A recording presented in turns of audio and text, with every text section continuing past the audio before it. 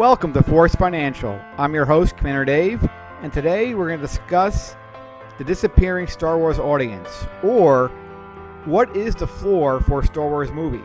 In other words, if you're Disney and you're budgeting the Boba Fett movie or the Ben Kenobi movie, you have to budget out how much revenue you're going to get and then make a budget for the movie so you make a profit.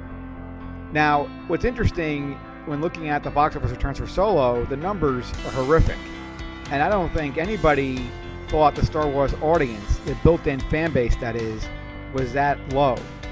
I'd like to analyze this by first looking at the X-Men series, because I think that's illustrative of sort of when you look at an audience, what is your expected box office. So the first X-Men movie came out in the year 2000. And up to that point, superhero movies really were not in vogue. The only other movie of note that had come out was the Blade movie with Wesley Snipes. So X-Men was a gamble. And the studio, budgeted a relatively small amount of money, $75 million. And if you watch that movie today, it's not a really big special effects movie. And they did that on purpose because they weren't going to spend $200 million not knowing how much money they're going to get. So this was a gamble. That $75 million is a reasonable number. And they hit a home run. The movie made almost $300 million worldwide, and it spawned a whole series of X-Men movies. The second one, they spent a little bit more money on. It made $100 million more worldwide than the last one.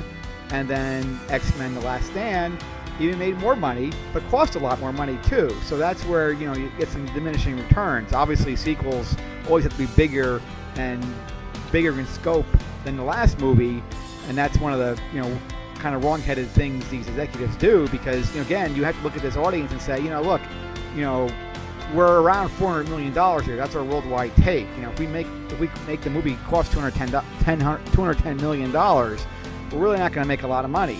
And when you look at this chart, remember, we're looking at what I call net gross profit, and that's really just simply taking the budget minus the worldwide box office, and that's your quote net. That's really your gross profit, because we're not talking about marketing expenses. We're not talking about the theater's take of that box office. So that's really your gross net number. And obviously the number is even a lot lower than that. But of course, you also have the ancillary revenue of DVD sales and merchandising and other things that offset that. But this is just a quick snapshot to look at this and say, they were able to build an audience, market the movie, get from 300 to 400 million, almost to 460, and that was their audience.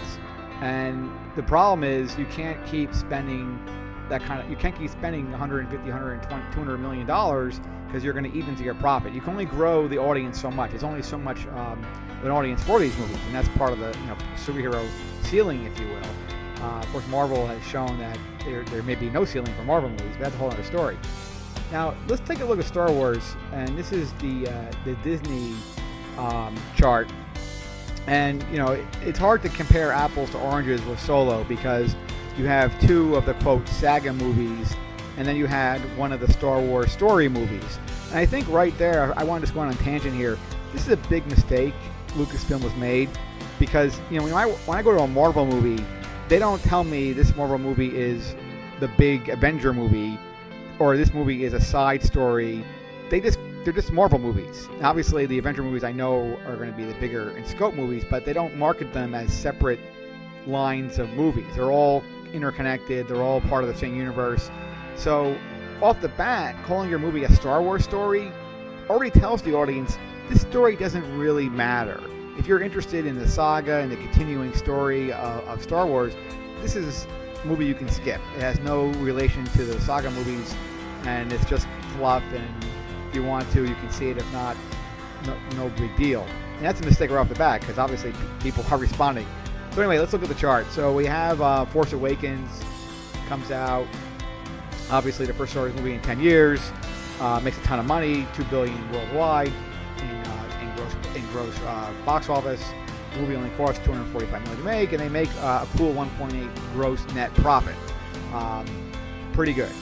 Now, Rogue One is their first Star Wars story movie. So this is a risk, because they're not making a saga movie. This is the first theatrical non-Star Wars saga movie.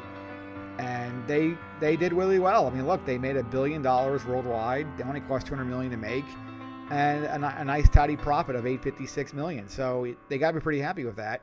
And I think at this point, if you're Disney executives, you're looking at this and saying, you know what? Any Star Wars movie we make, we can pencil in $1 billion. That's how they're thinking.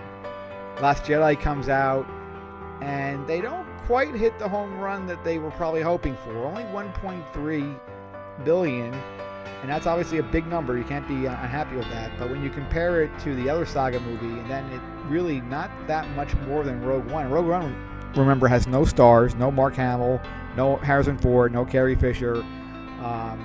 Brief cameo of Darth Vader. So Rogue One didn't have anything going for it from a marketing point of view, except the fact that it was basically a prologue to the original Star Wars movie, which obviously probably brought a lot of fans in.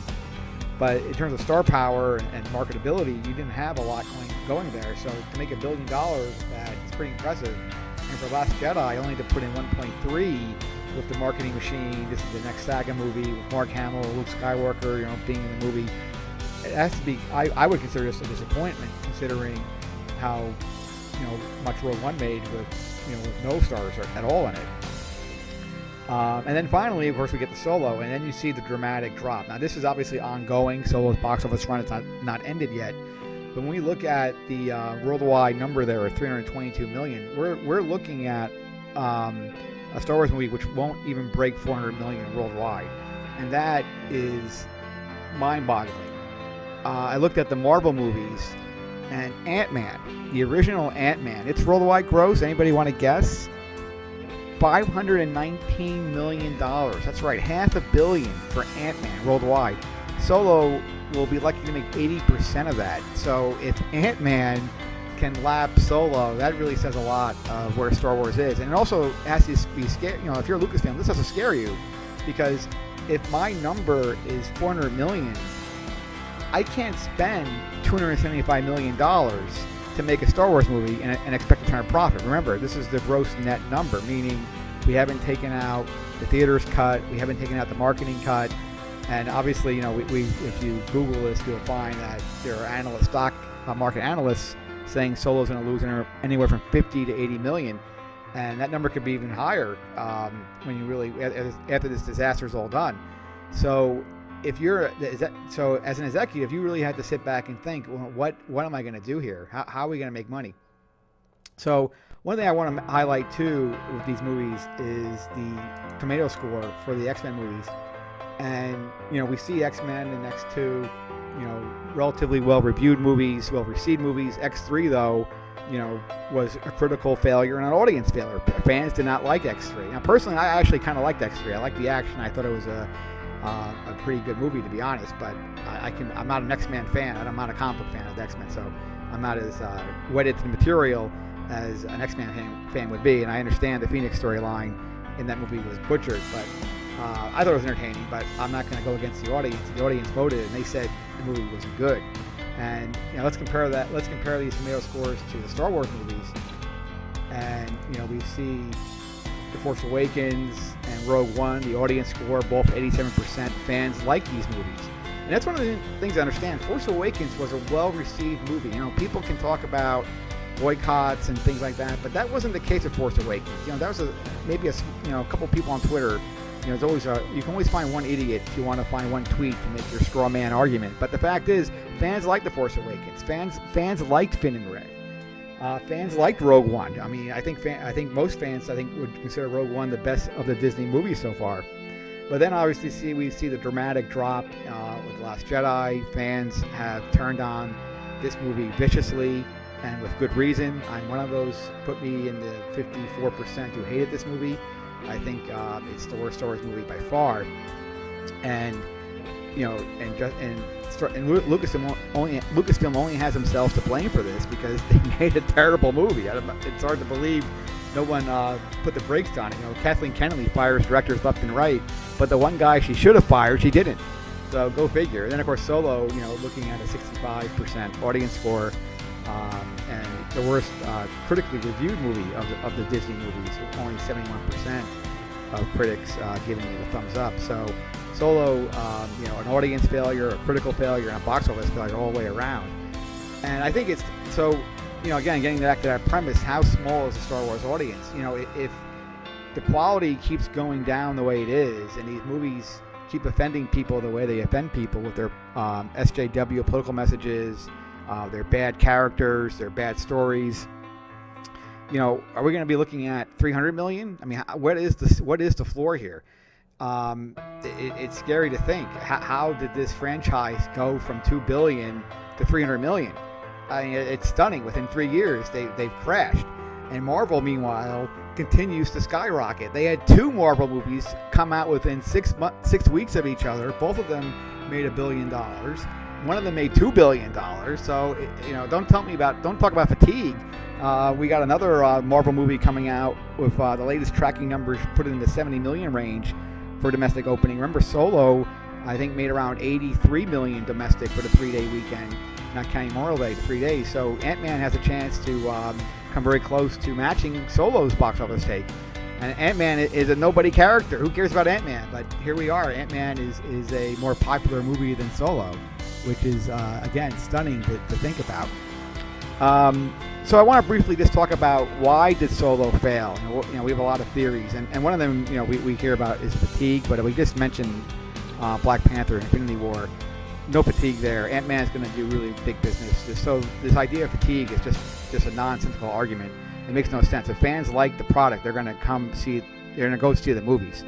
My theory on Solo, I think there's 2 main reasons. The first one is I don't think fans really wanted the Solo movie. And I know you can almost always say, well, do fans, does any movie need to be made? Do fans want any movie? I don't think that's really the question. I think it's more about, if you're a fan, Han Solo, the Han Solo character. You've seen his story. And more importantly, Solo died. We've already seen the end of his story. There's not much more else to tell. I already know, Han and Chewie were lifelong friends. I know Solo won the Falcon from Lando in some sort of poker game or dice game, whatever the changing lore is. But I kind of know the basics already. I know about the Kessel Run already. I know these things. I don't need a movie to show me these things where I already know these things. So there's just no compelling reason to really watch this movie. And of course, I'm not getting the real Han Solo. The real Han Solo is Harrison Ford. And I think the actor who played Han Solo here did a good job, but he's still no Harrison Ford. So I just don't know what who they really, the audience are trying to get. And that's the scary thing, because if you're not going to get casual fans to see these movies and only your hardcore fans are showing up, is the hardcore Star Wars audience worldwide 400 million or less? Is that it? Is that how small this fan base is? Again, I keep coming back to that number. It's shocking to think that Star Wars, which we always thought was the biggest, greatest franchise ever, might not be any bigger than X-Men. Remember, those X-Men numbers, those are 10 years old. Okay? So if I had inflation, those movies are even going to be bigger. So the fact that X3, which most fans hated, is going to make more money than Solo in raw dollars, not adjusted for inflation. So, X3 actually made a lot more money if you give it the inflation bump. So it's scary to think, how low is this audience in the state of Star Wars? How bad is it? So the second reason is, of course, The Last Jedi. The Last Jedi is considered by most fans to be a terrible movie. In my opinion, it is the worst Star Wars movie, and I'm sure a lot of fans might put maybe the prequels behind The Last Jedi, but again, the bottom line is it's considered a bad movie, and considered a very bad Star Wars movie, and it's turned a lot of fans off. And I know Lucasfilm can, and their response, which is the perplexing part here, is to keep attacking the fans. We've seen tweets from Pablo Hidalgo, Chuck Wendig. They just keep coming out, attacking the fans. And instead of, how about just saying you're sorry? All right, you made a bad movie. It happens. You made 2 bad movies now. It happens. I mean, just say, look, we're sorry. We're going to do better. Why can't they just do that? I work in, I service clients, and the first thing I do is when I make a mistake is I apologize. And I don't yell at my customer telling them they're an idiot and that they should be apologizing to me. That's not how it works. So I don't understand the Disney executives here who think, trolling their fan base and calling their fan base names and calling them all sorts of bad things like racist and bigots and sexist is going to help have these fans come in and spend their money. Remember, the fans that are outraged and making all these videos on YouTube and tweeting about all this, they're paying customers. They're the ones who made Force Awakens $2 billion. They're the ones who made Rogue One a $1 billion movie. These people spend money on Star Wars. They're not just they're not people looking around for a cause to fight. These are actual paying customers, and for Lucasfilm to lambast them and attack them just makes no sense. So you wonder, how much worse can this audience get, and where is Episode 9 going to be? You think, can it make $1 billion? I don't know. Right now, I would bet it would be under $1 billion. If I had to put some money down, I take the under on that bet, because I don't see it. I see it doing worse than Last Jedi. I don't think a lot of people are going to show up, and I think it may not beat Rogue One's numbers. So that's where I think Disney's heading. And if they don't right the ship soon, we might be looking at a real catastrophe here. So I don't want to see that to happen personally. I want more Star Wars movies, but I want good Star Wars movies. So I hope Disney looks at the overall numbers and says, hey, look, we can't continue making Star Wars movies if we're only going to make $400 million. We need to be making half a billion, $1 billion, ideally. If Ant-Man can make $500 million worldwide, a Star Wars movie should be able to make $500 million worldwide, right? So it's just mind-boggling to see where we are right now. Well, I want to thank everybody for listening. Please leave a comment, and I'll be back with another video soon. Commander Dave out.